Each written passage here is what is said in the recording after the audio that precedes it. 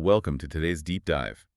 When you're running on fumes, does your brain ever treat life like a multiple choice test, but one where the only options are, perfect success or total failure? Like there is no C, no D, no middle ground. Yeah, it feels clean and, more importantly, it feels definitive, but it's completely an illusion. Right. And so today, our mission for you is unpacking exactly why that happens. We're exploring how burnout tricks our brains into this rigid black and white thinking and how adopting an it depends lens can, actually restore our wisdom.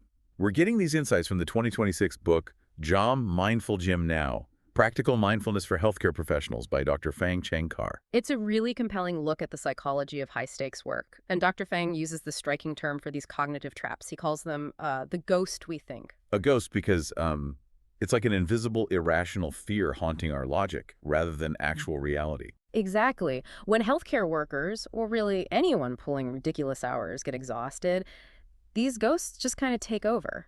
Take a nurse who gets, say, 10 sincere thank yous during a shift, but one patient complains. Oh, and the ghost immediately whispers, "The whole day was a disaster. You're a total failure." Right. It completely wipes out the good. It's like a light switch.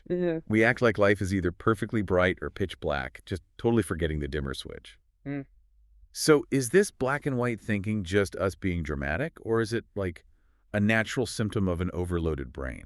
It is deeply biological. Think of your brain under extreme stress, like a car's GPS that just lost its satellite signal.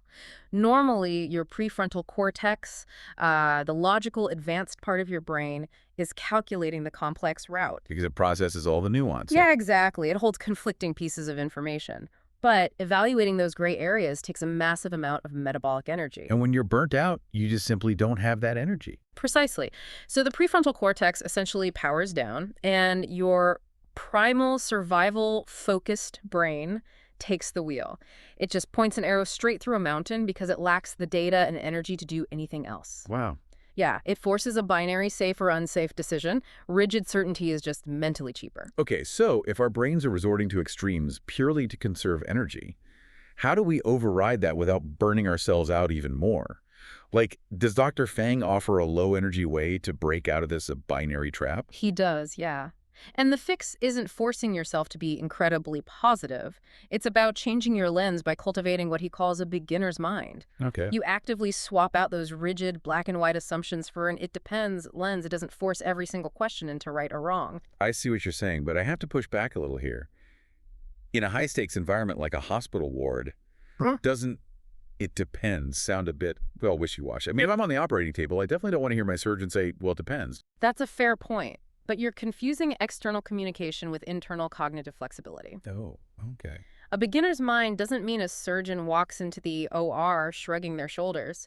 It means keeping their hard-earned expertise fresh, not frozen into this dead certainty. But wait, shouldn't true experts kind of be past the beginner phase? Well, think of it this way. A highly experienced consultant might have seen a specific diagnosis 1,000 times.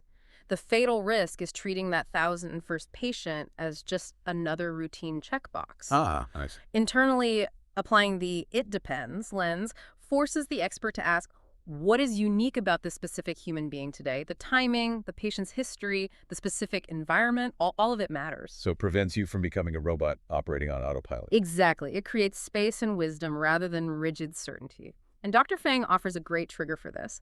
When you catch yourself using absolute words like always or never, like I always mess this up, use that as a cue. Pause and ask yourself, what is one variable I'm ignoring right now? That is such a great tactic.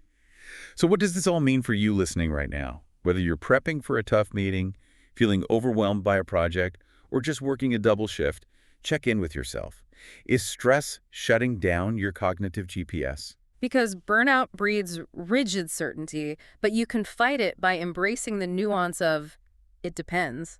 The minute you think you know absolutely everything about a situation, you stop paying attention. Right, and that's usually when the biggest mistakes happen.